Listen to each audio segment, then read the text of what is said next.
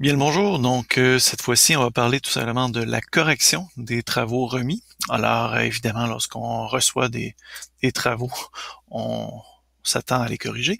Alors lorsqu'on veut aller chercher les travaux, on peut alors évidemment sélectionner le travail et par la suite, on va être capable de récupérer le tout. Donc non pas dans non pas dans les paramètres comme tels, mais à partir du moment qu'il y aura une remise de travaux, ce sera plus efficace. Alors, je vais tout simplement vous partager un guide qui vient du Cégep de Limoilou. En fait, certaines différentes sections sont plus nécessairement encore à jour, mais la section par contre sur la copie, la remise des copies corrigées aux étudiants est encore très très à jour. Donc le fait est que il y a certains aspects qui demeurent très, très, très importants, à savoir justement la remise en lot, entre autres, qui est généralement la question des profs. Mais David, comment remettre un lot d'étudiants? Alors effectivement, le libellé est très, très bien.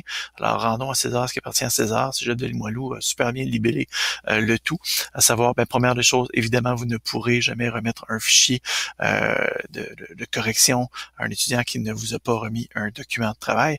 Donc, il faut que les étudiants aient remis des travaux pour qu'on leur remette un travail corrigé. Mais bref, donc le libellé étant remise de plusieurs copies corrigées lors du même téléversement, à savoir lorsque vous téléchargez un dossier zip, donc des différents fichiers, des travaux des étudiants. Par la suite, il vous est possible de remettre un dossier zip également. Donc, vous allez tout simplement corriger le tout et respecter la nomenclature des fichiers. Alors, essentiellement, c'est juste ça le détail, mais c'est super important donc de respecter vraiment la nomenclature de chacun des fichiers d'étudiants afin de respecter le numéro et le nom du fichier. Et donc, vous replacez le tout dans le même dossier zip et hop, on renvoie le tout dans Léa afin de permettre une redistribution par la suite des fichiers. Donc, très important tout simplement de respecter la nomenclature.